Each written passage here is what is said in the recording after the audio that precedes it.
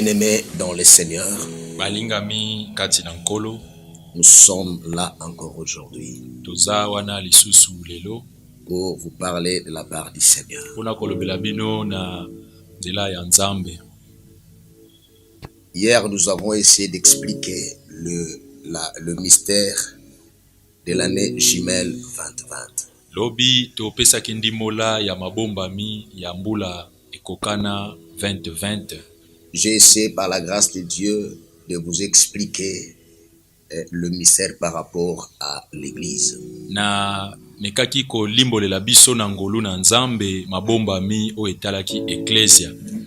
Et aujourd'hui, j'aimerais vous parler sur l'enlèvement de l'Église, épouse de notre Seigneur Jésus-Christ. Et lelo nalingi kolobela biso ko netola ma Ecclesia o ezali mwasi ya nkolo na biso Yesu. Nous voulons d'abord ouvrir nos Bibles Tolingi na enu kofungola ba Biblia na biso dans le livre de Jean. na mokanda ya Yohane, Jean chapitre 14, Yohane mokapa zomi na minei, le verset 1. molongo ya liboso. Jean 14, 1. La Bible déclare ceci. Biblia elobi boye: Que votre cœur ne se trouble point. tikete mitema na bino etungisama te. Croyez en Dieu et croyez en moi. Bondimela Nzambe pe bondimela ngai. Il y a plusieurs demeures dans la maison de mon Père. Izali na bandako ebele epai ya tata na ngai. Si cela n'était pas, je vous l'aurais dit. Soki yango ezalaki te nalingaki nayebisa bino. Je vais vous préparer une place. Na kei kobongisela bino esika. Et lorsque je m'en serai allé E wana ngai nakokende et que je vous aurai préparé une place, pe nakobongisela bino esika, je reviendrai. nakozonga Je vous prendrai avec moi, nakozwa bino elongo na ngai, afin que là où je suis, po ete esika ngai nazali vous y soyez aussi. bozala yango pe. Nous allons lire 2 Thessaloniciens chapitre 2. Tokotanga mibale ya Batesalonika mokapo ya mibale. 2 Thessaloniciens chapitre 2, Mibale ya Batesalonika mokapo ya mibale, le verset 7. molongo ya sambo. La Bible déclare ceci. Biblia elobi boye: Car le mystère de l'iniquité agit déjà. po ete mabombami ya lisumu ezosala, Il faut seulement que celui qui le retient encore ait disparu. esengeli kaka moto ya azobomba yango abunga. Nous voyons déjà à partir de Jean Tozomona kobanda na Yohane comment est-ce que le Seigneur était en train d'exhorter ses disciples. lolenge nini nkolo abandaki kolendisa bayekoli na ye. Il était en train de leur parler sur des choses célestes. Abandaki koyebisa bango na makambo ya likolo.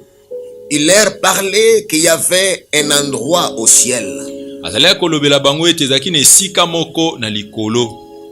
Et dans 2 Thessaloniciens, Pe na mibale ya Batesalonika, la Bible déclare que le mystère de l'iniquité agit déjà. Biblia elobi ete mabombami ya lisumu Il ezosala. faut seulement que celui qui le retient encore ait disparu. Esengeli kaka oyo azosimba yango alimwa. Alors, la première des choses que je vais vous expliquer ici, Eloko ya yambo na kolimbolela bino ezali c'est la définition de l'enlèvement. ndimbola ya konetolama. Selon les dictionnaires, Landisama dictionnaire, enlèvement veut dire action d'enlever. konetolama ezali musala ya kolongola. Mais enlever Kolongola, veut dire retirer de la place occupée kobimisa na esika oyo ezalaki pour porter à un autre endroit. pona komema yango na esika mosusu. Mais l'enlèvement, selon la disposition prophétique de la parole de Dieu, Kasi konetolama landisama ebongisami ya lisakoli ya liloba na Nzambe, veut tout simplement dire Elinka la fin kakoloba. du salut par la grâce. suka ya ngolu ya lobiko na nzela ya ngolu. Les temps prophétiques dans lesquels on se trouve aujourd'hui, Tango ya lisakoli oyo toza na yango lelo, c'est le temps de la grâce. ezali tango ya ngolu. Il y a cela 2000 ans que le monde est en train dans la grâce de Dieu.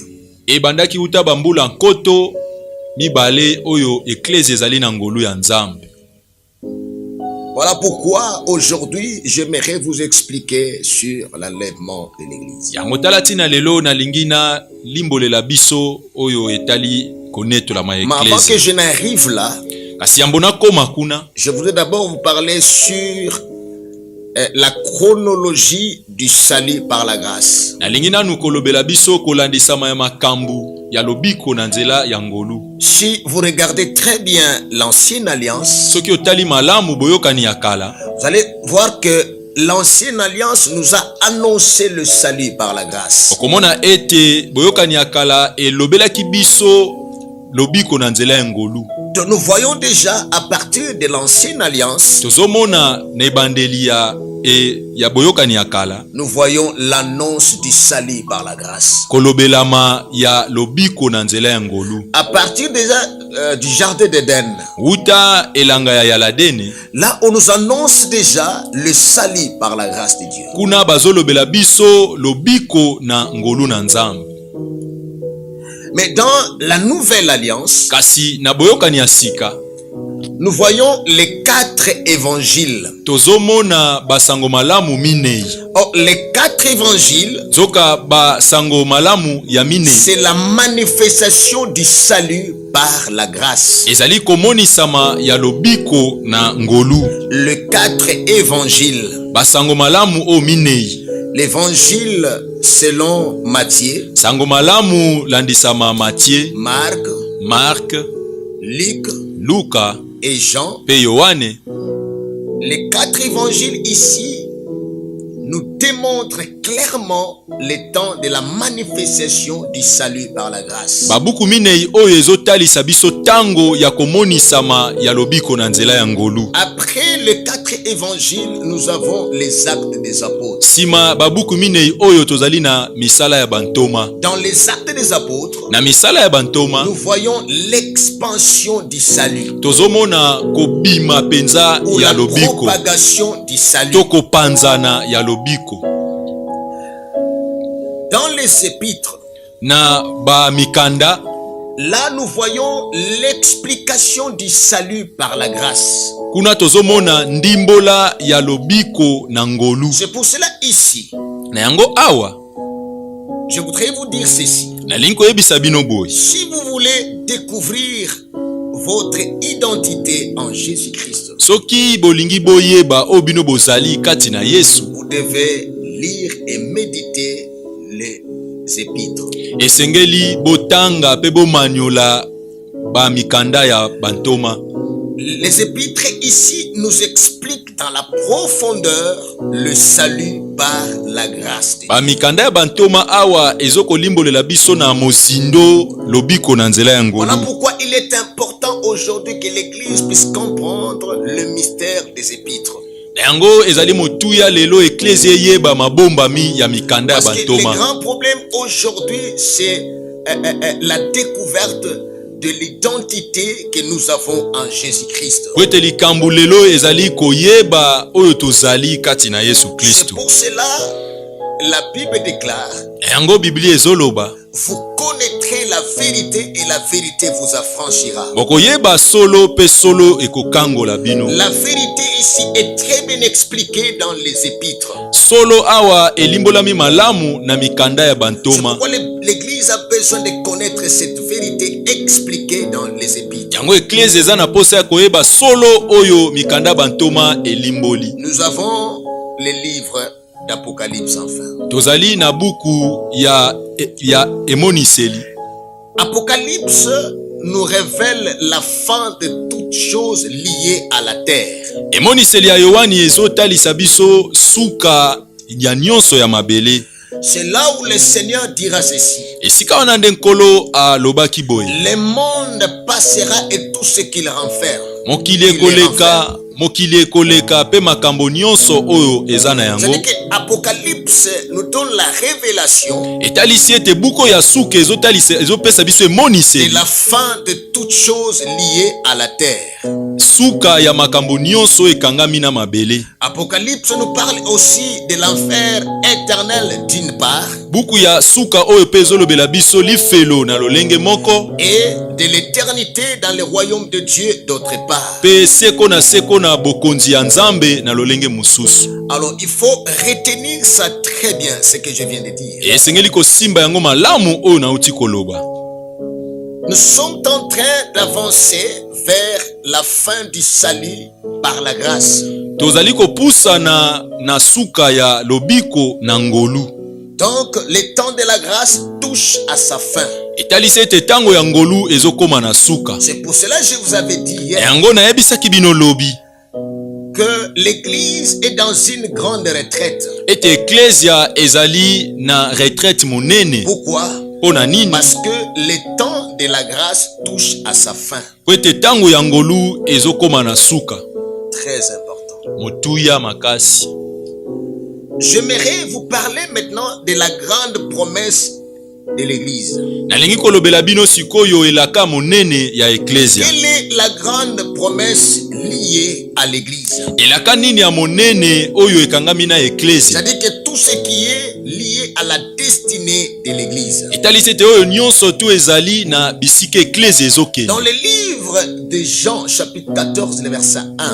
Na mokanda Yohani mokapo azomi na minei molongo ya liboso. La Bible nous dit clairement Biblia eyebisi biso na pole que votre cœur ne se trouble point. ete mitema na bino etungisama te. En d'autres termes, Na lolenge mususu le Seigneur voulait tout simplement dire à ses disciples. nkolo alingeka koyebisa na bayekoli Et na ye il nous dit aujourd'hui pe ayebisi biso que lelo nous allons voir certaines choses dans le monde ete tokomona makambo mususu na mokili qui risqueraient de nous troubler. oyo ekolinga kobungisa biso. Même le coronavirus qu'on est en train de voir aujourd'hui dans le monde. Ata coronavirus oyo tozomona lelo na mokili Lorsque cela a commencé, tango yango ebandaki même le cœur de l'église était troublé. ata motema ya ecclesia Mais etungisamaki. le Seigneur avait rassuré les disciples à l'époque et l'église aujourd'hui que votre cœur ne se trouble point. Kasi nkolo akebisaki bayekoli pe ecclesia lelo ete mitema na bino etungisama te. Vu ce qui se passe dans le monde, Landisama oyo ezoleka na vu mokili, ce que nous constatons dans le monde, landisama oyo tozomona na vu mokili, les événements prophétiques liés aux nations, landisama makambo ya lisakoli oyo ekangami na liés bikolo, à Israël ekangami na et Israele liés à l'église, pe ekangami na ecclesia, sont des choses qui nous troublent. eza makambo oyo ezotungisa Mais le biso. Seigneur nous rassure Kasi nkolo apesi biso que elikya votre cœur ne se trouble point. mitema na bino Le etungisama Seigneur ne te. pouvait pas dire cette phrase Nkolo akoki koloba maloba s'il oyo n'avait te pas préparé quelque chose pour son peuple. soki abongisaki eloko te mpo na libota na Et il ye. dit ceci: Alobi boye, croyez en Dieu bondima na Nzambe, et croyez en moi. bondima pe na ngai. Il voulait tout simplement dire ceci Alingaki kaka koloba boye, par rapport à ce que vous allez voir dans le monde, landisama oyo bino bokomona na par mokili, rapport au signe prophétique. landisama bilembo ya lisakoli, Gardez votre foi.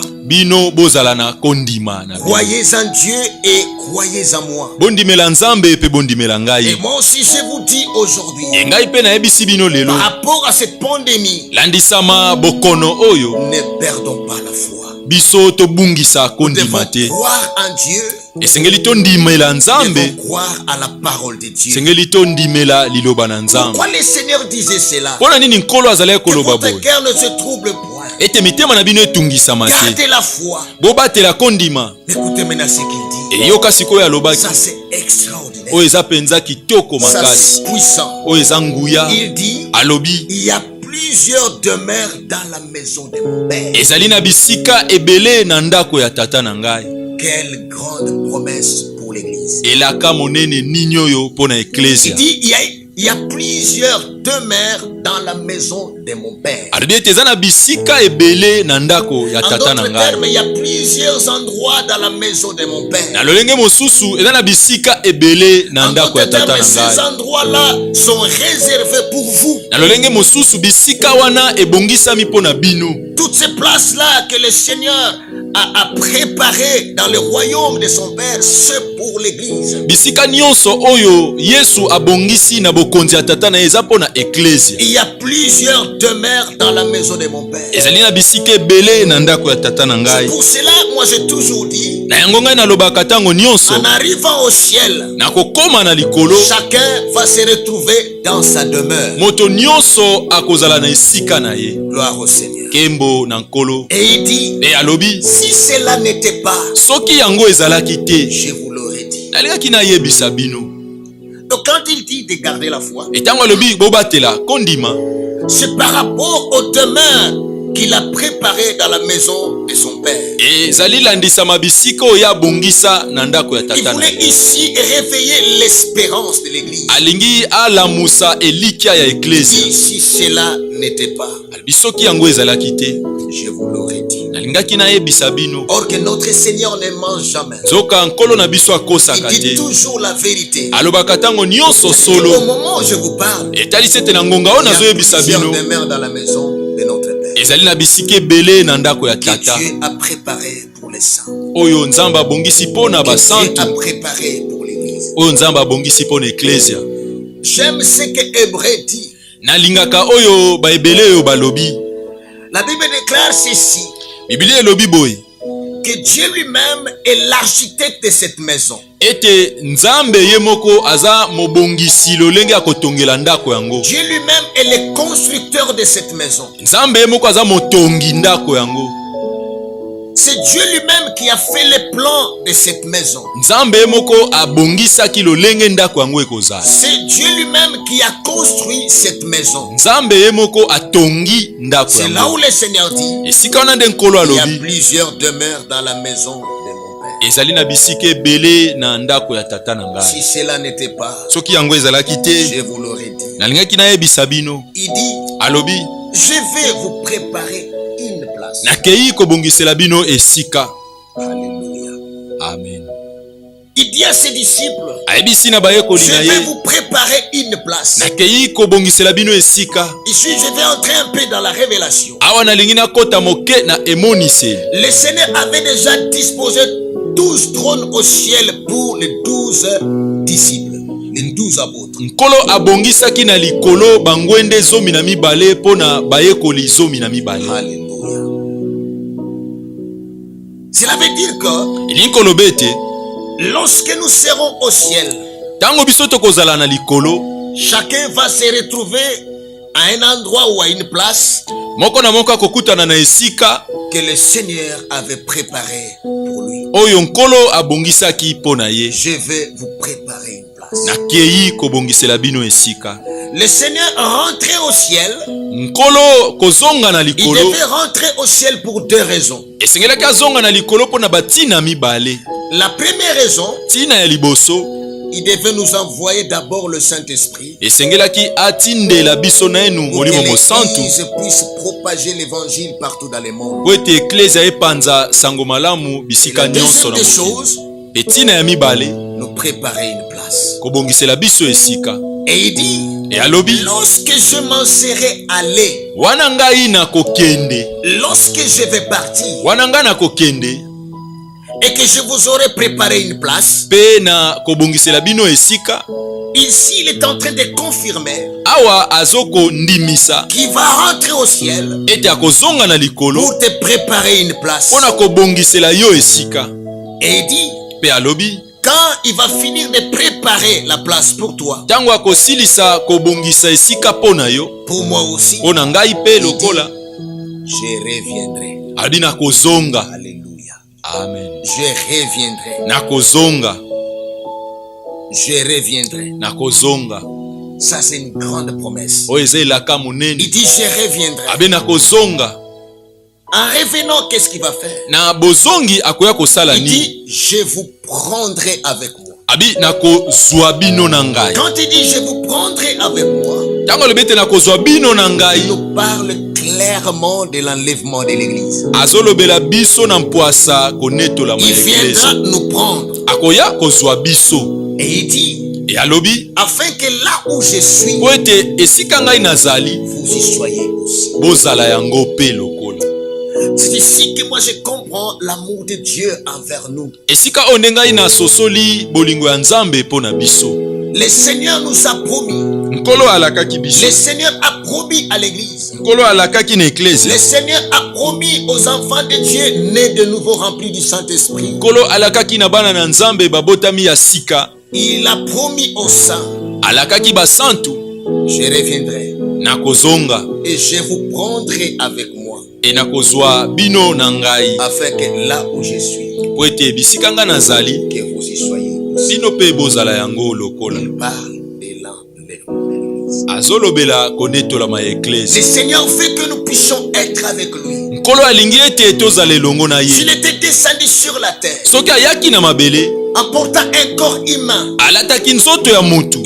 Il était simplement venu pour te sauver, pour me sauver. Ayaki kaka pona kobikisa yo, kobikisa ngai. Le Seigneur ne veut pas que l'humanité puisse se retrouver en enfer. Nkolo alingi te batu bakutana na lifelo. Mais il veut que là où il est, alingi ete sika ye azali, nous puissions aussi être là. Biso pe tozala kuna. En d'autres termes, na lolenge le mususu. Seigneur veut que nous puissions vivre éternellement avec lui. Nkolo alingi tobika seko na ye. Parce que c'était ça la pensée originelle du Seigneur. Et wana nde ezalaki libanzo uta ebandeli ya que Nkolo. l'homme puisse vivre avec lui éternellement. Ete mutu abika na ye seko dans son royaume. na bokonzi na ye. Voilà pourquoi Nango tala tina. il est important de comprendre. Ezalaki motuya ya kososola. Ete konetola ma ecclesia. C'est ça la grande promesse de l'église. Yango wana nde elaka monene ya ecclesia. Même si Dieu t'a promis des choses sur la terre. Atako Nzambe alaki yo na mabele. Parmi ces choses, rien ne va rester éternellement. Nakati na biloko wana eloko moko te kozala libela na libela. La plus grande promesse de l'église, c'est l'éternité qui va commencer par l'enlèvement. Et elaka monene ecclesia ezali kobika seko oyo kobanda na konetola. Vous devez déjà comprendre ici que tout celui qui a reçu Jésus-Christ comme son Seigneur et Sauveur, il a déjà la vie éternelle. Esengeli bososola ete oyo nyonso to yambi Kristo lokola nkolo pe mobikisi na ye azali na bomo ya Mais seko. le grand problème, c'est garder cette vie éternelle. Kasi likambo monene ezali kobatela bomo yo ya seko. De la même manière, Na lolenge moko les prophètes avaient annoncé la venue de notre Seigneur Jésus-Christ. basakoli ba lobelaki koya ya nkolo na biso Yesu Kristo. Nazolobela koya ya liboso.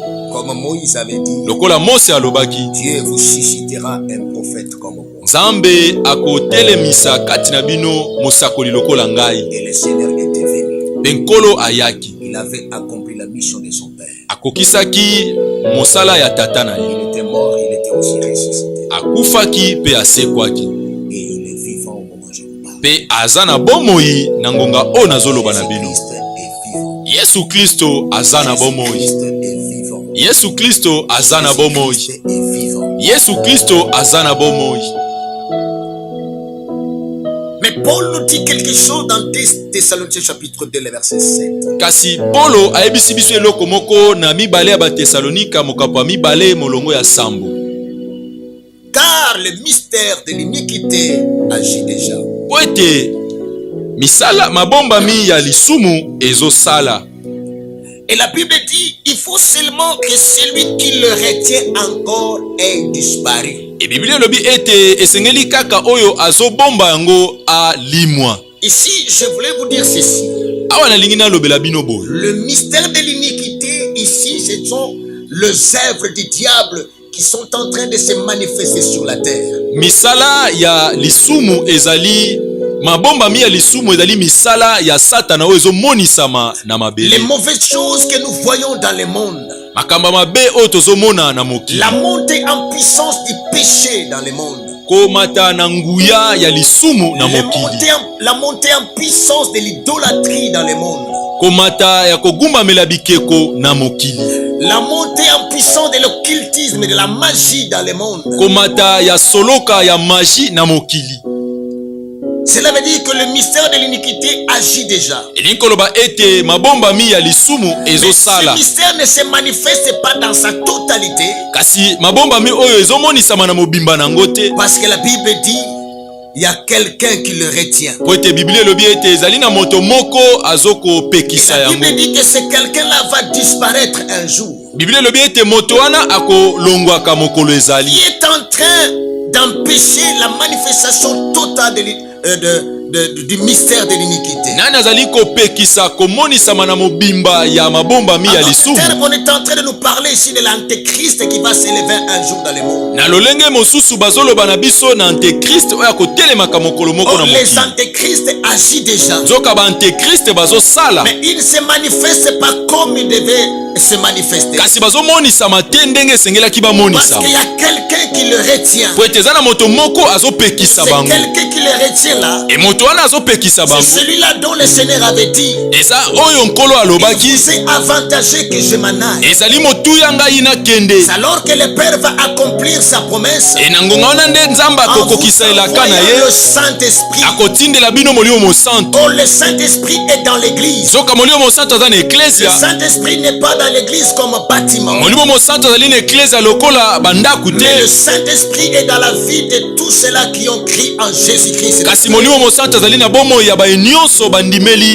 Yesu Christ. Mais la présidence de l'église est en train d'empêcher le véritable antéchrist de sortir. Na loenge mosusu kozala ya eklesia ezopekisa antéchrist ya solo abima. Oh, Paul nous dit déjà ici. Nzoka Paulo ayebisi biso awa que celui qui le retient va disparaître. ete oyo azopekisa ye akolimwa. Quand on parle de la disparition de celui qui retient la manifestation du mystère de l'antéchrist, tango bazoloba kolimwa ya oyo azopekisa komonisama ya misala ya antéchrist, Paul est en train de parler sur l'enlèvement de l'église. Paulo azolobela konetolama ya Donc eklesia. l'enlèvement de l'église ici, Etalisi ete konetolama ya eklesia c'est awa la disparition de l'église remplie du Saint-Esprit qui sera ou qui est sur la terre. ekozala konetolama ya basantu, konetolama ya eklesia etondisami na molimo mosantu kolonga na C'est que mabele. la Bible nous révèle clairement ici. Etalisi ete biblia elobeli biso awa L'église va disparaître un jour avec le Saint-Esprit. eklesia ekolimwaka mokolo ezali na molimo Le mosantu. Saint-Esprit est sur la terre Molimo mosantu aza na mabele à cause de l'église. mpo na ntina ya eklesia. Lorsque l'église sera enlevée, Kasi ntango eklesia ekonetolama, va se faire par la puissance du Saint-Esprit. yango ekosalama na nguya ya molimo Je vous mosantu. donne un exemple de la Bible. Napesi bino ndakisa ya biblia. Or, l'église ici, Nzoka eklesia c'est awa l'épouse de notre Seigneur Jésus-Christ. ezali mwasi ya nkolo na biso Yesu Kristo. L'épouse de notre Seigneur Jésus-Christ. Mwasi ya nkolo na biso Yesu Kristo. Nous avons une illustration dans la Bible. Awa tozali na ndakisa na Nous biblia. voyons Abraham comme père. Tomoni Abalama lokola Et tata. nous voyons Isaac comme fils. Tomoni Isaka lokola mwana. Mais Abraham dit à son serviteur Eliezer Kasi Abalama ayebisi na mosali na ye Eliezer d'aller chercher une femme pour son fils Isaac. akende koluka mwasi mpo na mwana na ye Isaka. Eliezer est allé Eliezer akei pour aller chercher cette femme. mpo na koluka mwasi oyo. Quand il a trouvé cette femme, Ntango amonaki mwasi c'est oyo, Eliezer qui prend Rebecca pour l'amener vers Isaac. Eliezer nde azwaki Rebeka mpo amema ye epai ya Isaka. Cela illustre clairement Yango etalisi na ce que pole Paul nous dit ici. oyo Paulo ayebisi biso. La disparition de l'église. Kolimwa ya C'est eklesia. le Saint-Esprit qui viendra chercher l'église Molimo mosantu nde akoya pour koluka l'amener eklesia vers le Seigneur. mpo na komema ye epai ya De la nkolo. même manière, Eliezer Na lolenge moko mpe avait Eliezer cherché Rebecca alukaki pour Rebeka l'amener vers Isaac. mpo amema ye epai ya C'est Isaka. de la même manière que le Saint-Esprit va faire. Na lolenge moko mpe molimo mosantu Il akosala prendra l'église qui est sur la terre akozwa eklesia oyo va eza na l'amener mabele vers notre Seigneur Jésus-Christ. mpo na komema ye epai ya nkolo na C'est biso pour Yesu cela Kristo. Abraham avait dit à Eliezer, Na yango Abalama ayebisaki sur Eliezer, ma cuisse, yo lapa ndai et na toi tu ne mopende vas na pas amener ngai mon fils pour aller chercher la femme. ete yo okokende koluka mwasi mpo na mwana na Et ngai. la Bible déclare ceci, E Biblia elobi boye que lorsque Rebecca venait avec Eliezer, wana Rebeka azalaki koya na Eliezer, c'est Rebecca qui a vu Isaac dans un champ. Rebeka nde amonaki Isaac na Et il va elanga poser la question à Eliezer. mpe atuni motuna epai ya Qui est Eliezer, cet homme-là qui est dans les champs? wana nani oyo aza na elanga? Et Eliezer dit, Et- c'est mon Seigneur. E Eliezer alobi nkolo na ngai. Donc c'est le Saint-Esprit qui va nous amener vers le Seigneur. Molimo mosantu nde akomema biso epai ya Et c'est nkolo. lui qui nous dira, regarde ton mari. Et yende akoyebisa biso botala mobali na Ça bino. c'est extraordinaire. Oyo eza penza kitoko. C'est là où Paul dit, Ne siko nde Paulo il alobi. faut seulement que celui qui le retient encore ait disparu. Esengeli kaka oyo azopekisa ye alimwa. La Bible nous montre clairement ici Biblia eyebisi biso na Pole que awa l'église va disparaître. ete eklesia ekolimwa. L'église va disparaître. Eklesia ekolimwa. Quand je parle de l'église, Awa ntango nazolobela eklesia l'ensemble de tous les saints, ezali lisanga ya basantu de nyonso. tous ceux qui ont crié en Jésus-Christ comme Seigneur et Sauveur, Baye nyonso bandimeli Yesu Kristo lokola nkolo mpe ils vont mobikisi. disparaître Bakolimwa à la rencontre du Seigneur dans les nuées. na bokutani ya nkolo na mapata. Quelle grande promesse. Elaka monene nini oyo. Dieu soit loué. Nzambe sanjolama. Bien-aimés dans le Seigneur, Balingami kati na nkolo croyez-moi, bondimela ngai. ce que je vous dis, Oyo nazoyebisa bino ça va arriver bientôt. ekokokisama kala te. Ça va arriver bientôt. Ekokokisama kala te. Ça va arriver bientôt. Ekokokisama kala te. Toutes les promesses sont déjà accomplies. Bilaka nyonso esi ekokisami. Reste seulement des petits détails. Etikali kaka mwa makambo ya mike mike. C'est alors que l'église va disparaître. Ewana eklesia ekolimwa. Donc si nous allons à l'église, Soki tokei na eklesia la première raison, tina ya liboso c'est pour la vie éternelle. eza mpo na bomoi ya seko Et le reste est après. mpe oyo ekolanda eza nsima. C'est pourquoi la Bible déclare, Yango Biblia elobi cherchez premièrement le royaume de Dieu boluka yambo bokonzi ya Nzambe et sa justice. mpe sembo na ye. En cherchant le royaume de Dieu, Na boluki bokonzi ya Nzambe tu vas te préparer pour la disparition de l'église. okomilengela mpo na bolimwi L'église ya eklesia. va disparaître. Eklesia ekolimwa. Et quand l'église va disparaître, Etango eklesia c'est ekolimwa alors que l'antichrist va sortir. na ngonga wana nde antikriste akobima. Quelle grande promesse pour l'église. Elaka monene nini oyo mpo na eklesia. Quelle grande promesse pour l'église. Elaka monene nini oyo mpo na eklesia. Si tu es sauvé, Soki yo obiki c'est pour que tu participes à la lèvre de l'église. eza po ete yo ozala na konetolama eklesia. Béni soit le Seigneur Pambolama nkolo pour tous ceux qui sont déjà sauvés. mpo na baye nyonso oyo esi babiki. Et toi qui n'es pas encore sauvé, E yo oyo nano obiki te, ce n'est pas encore trop tard. ntango nano esili te. La parole est là. Liloba eza wana. Le Saint-Esprit est là. Molimo mosantu aza wana. Il suffit seulement de croire en Jésus-Christ. Esengeli kaka ondima epai na Yesu Et tu seras sauvé. mpe yo okobika. Tu auras la vie éternelle. Ozala na bomoi ya seko. Alléluia. Amen. J'aimerais vous parler de deux types d'enlèvement dans l'ancienne alliance. Nalingi kolobela bino balolenge mibale ya konetolama na boyokani ya kala.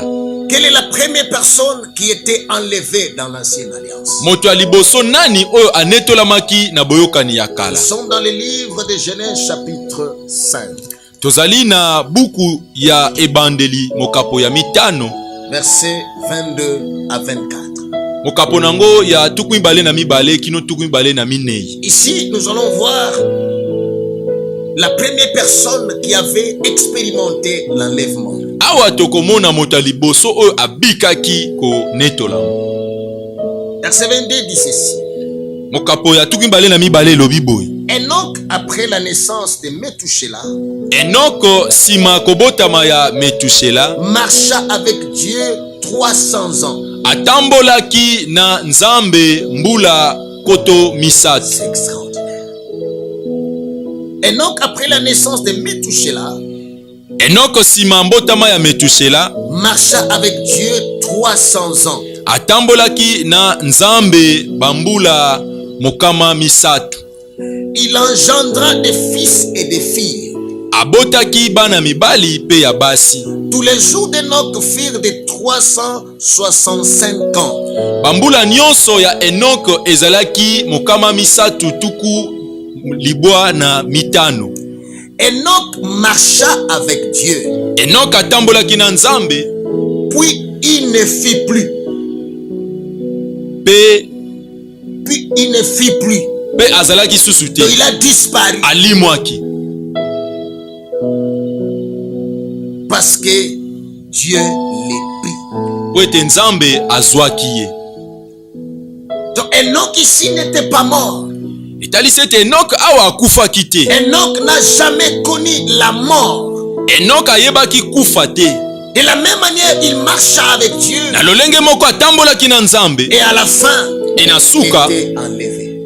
anetolamaki. C'est-à-dire que dans l'ancienne alliance déjà, etalisi ete na boyokani le ya Seigneur kala nous montre clairement qu'il y aura l'enlèvement de l'Église. nkolo azotalisa biso na pole ete ekozala na konetolama La première eklesi. personne qui avait expérimenté l'enlèvement dans l'ancienne alliance, moto ya liboso oyo abikaki konetolama eklesi na boyokani ya kala c'était Enoch. ezalaki Enoch. Mais pourquoi il était enlevé? mpona nini ye Parce anetolamaki? qu'il avait marché avec Dieu tout au long de sa vie. po ete atambolaki na nzambe bomoi na ye mobimba.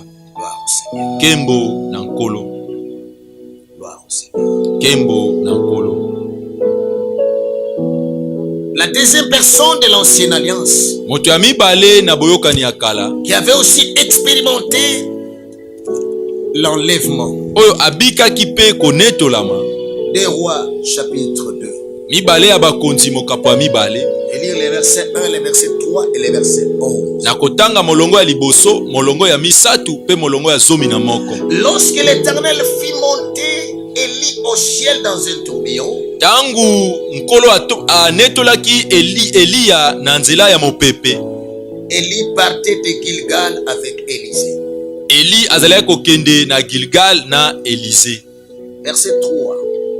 Molongo ya misatu.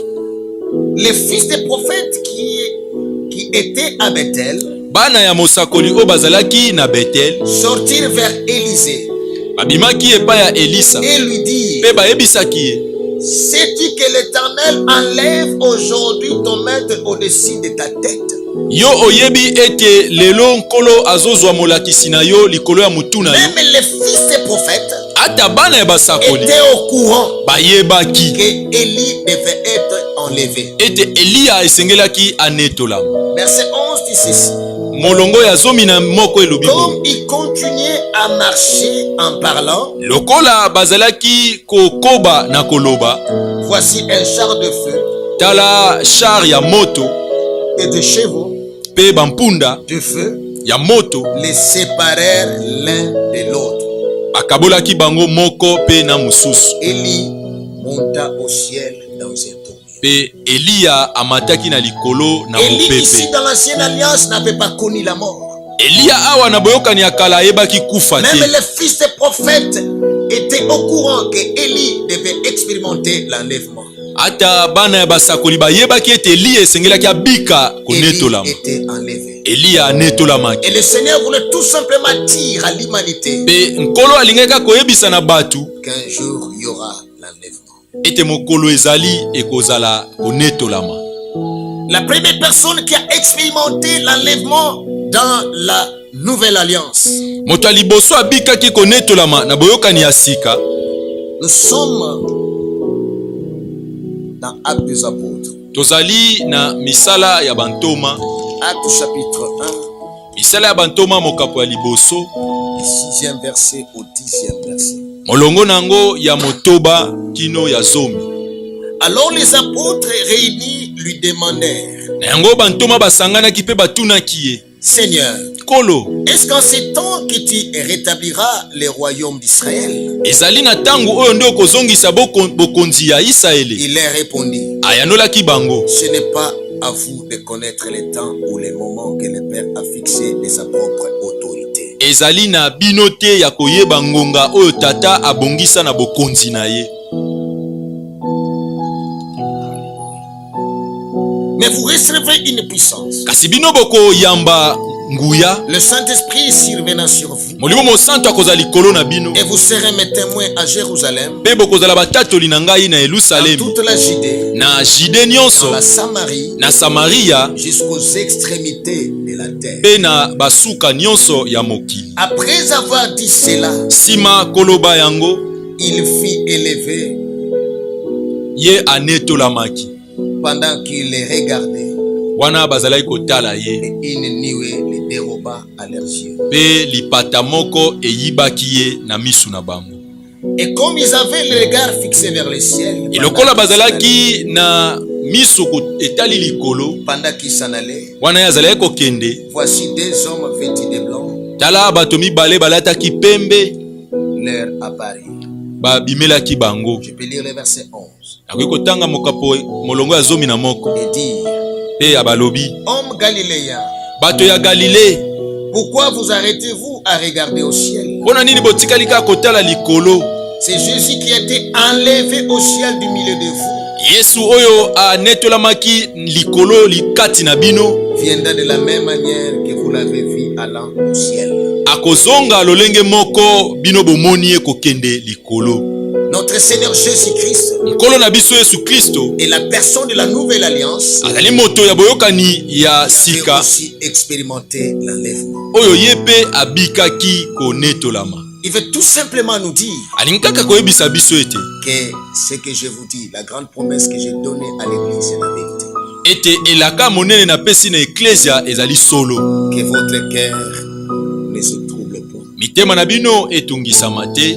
Croyez en Dieu, croyez en moi. Bondimela Nzambe pe bondimela ngai. Il y a plusieurs demeures dans la maison de mon Père. Ezali na bisika ebele na ndako ya tata na ngai. Si cela n'était pas, je vous l'aurais dit.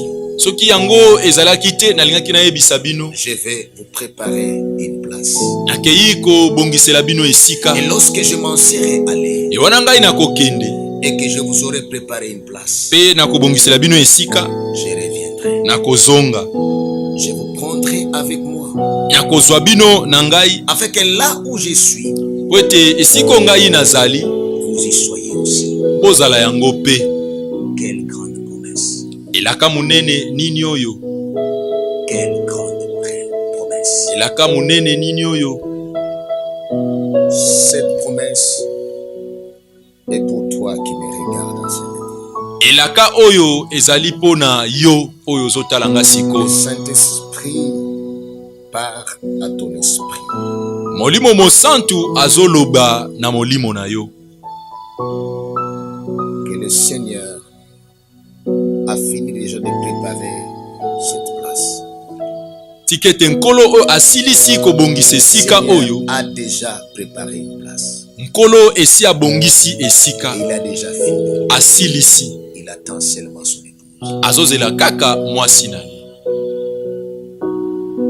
Il n'attend que toi Azozela kaka yo. qui n'es pas encore converti. Yo oyo nano obongoli motema te. Il n'attend que toi Azozela kaka yo. qui n'a pas encore accepté Christ. Yo nanu oyambi Kristo te. Le Seigneur n'attend que toi. Nkolo azozela kaka yo. Toi qui as abandonné le Seigneur, Yo oyo tiki nkolo. il veut que tu rentres. Alingi ete ozonga. Parce que bientôt là, nous allons partir. Po ete kala te tokokende. Que le Saint-Esprit continue à parler à ton cœur Tikete molimo mosantu akoba kolobela motema na yo. afin de prendre une décision. Po ete yozwa ekateli. Crois au Seigneur Jésus-Christ. Ndimela nkolo Yesu Kristu. Tu seras sauvé. Yo kobika. Merci. Matondi. Que Dieu soit loué. Nzambe La asanjolama. paix de Dieu Kimia na Nzambe avec vous. ezala likolo na bino. Jésus. Na kombo na Yesu. Amen. Amen.